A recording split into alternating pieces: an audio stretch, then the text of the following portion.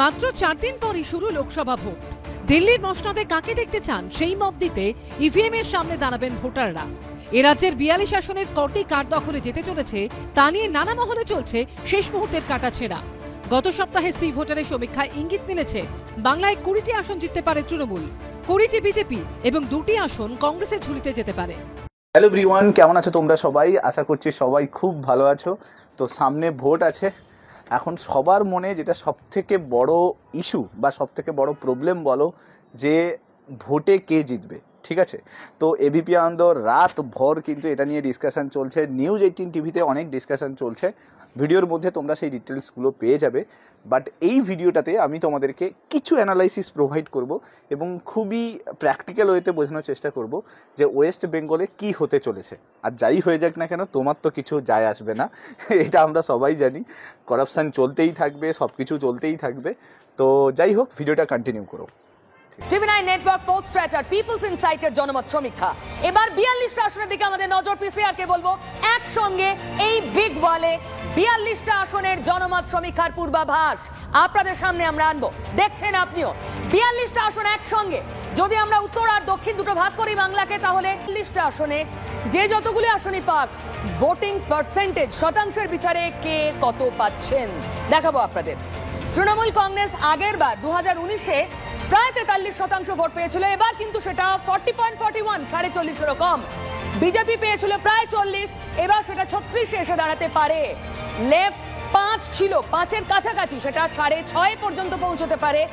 5 অবধি চলে যেতে পারে কংগ্রেসের ভোট, মানে বাম আর কংগ্রেস পার্সেন্টেজ বাড়াতে পারে। আর মনস্থির করতে পারেননি আমাদের সমীক্ষা অনুযায়ী প্রায় 12.5% মানুষ। এরা যদি মনস্থির করেন এবং কোনো একটা পক্ষে যান, রেজাল্ট এদিক ওদিক হতেই পারে আপনাদের।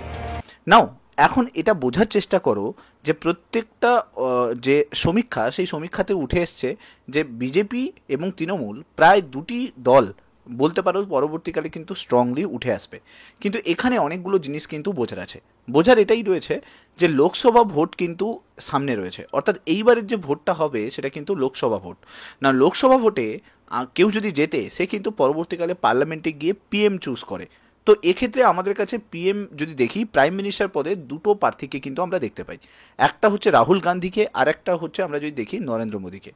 তো বরাবরই মানুষের কিন্তু একটা প্রশ্ন থাকে যে প্রধানমন্ত্রী পদে তাকেই দেখতে চাই যার স্ট্রংলি পার্সোনালিটি থাকবে, যে দেশের জন্য কিছু করছে। অ্যাটলিস্ট এখন তাকে প্রত্যেকটা চ্যানেল বলো বা যা কিছু বলো বা যে কোনো ভালো কাজকর্মে তাকে যাতে দেখতে পাওয়া যায়, এরকম ক্ষেত্রে কিন্তু মানুষ তাকে ভোট দেওয়ার চেষ্টা করবে। তো সেক্ষেত্রে রাহুল গান্ধী আর নরেন্দ্র মোদীর মধ্যে কিন্তু একটা বড় টক্কর হতে চলেছে। এবং সেক্ষেত্রে অলওয়েজ কিন্তু তোমরা জানো যে মোদিজি কিন্তু অলওয়েজ এগিয়ে থাকবে। তো রিজিওনালি যদি দেখি আমরা ওয়েস্ট বেঙ্গল নিয়ে কিছু কৌতূহল থাকুক আর পলিটিক্যাল সবার মনে কিন্তু একটাই কোশ্চেন থাকে, খুব রুট থেকে রয়েছে। তো আমি তোমাদেরকে এক্ষুনি এবিপি আনন্দের কিন্তু সি ভোটার পোলের বিভিন্ন সমীক্ষা সেটা কিন্তু দেখালাম।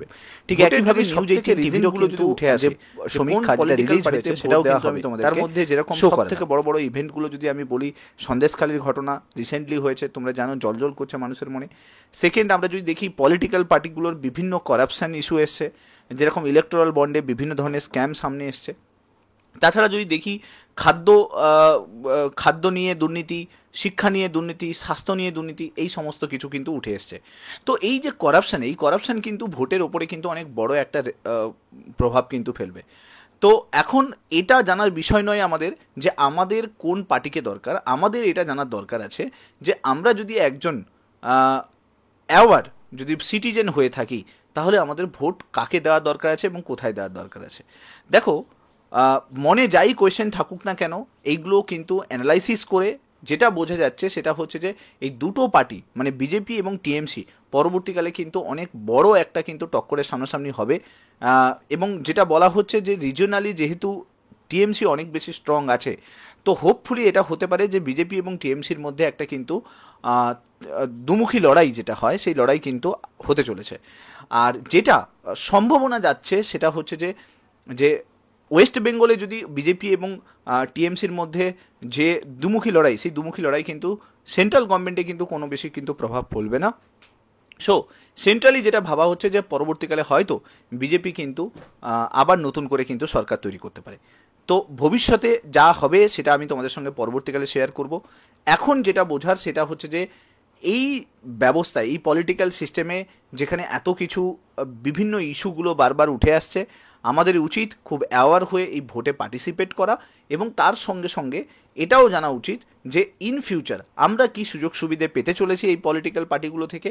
আর এই ধরনের কারাপশান বছরের পর বছর ধরে চলতে থাকবে, এখনও চলছে, পরবর্তীকালে অন্য কোনো পার্টি এলে সেটা চলতে থাকবে।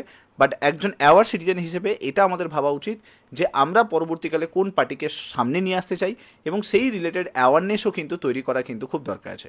যদিও ইলেকশন কমিশন এটার উপর কাজ করছে, but as a aware citizen তোমার কিন্তু উচিত যে এই জায়গাগুলোতে নিজেকে অনেক বেশি জানা, নিজেকে অনেক বেশি বোঝা যে পরবর্তীকালে কোন জায়গায় ভোট দেওয়া যাবে বা পরবর্তীকালে কোন দল সরকার গঠন করতে পারে সেই বিষয়ে ভেবে কিন্তু পার্টিসিপেট করা উচিত।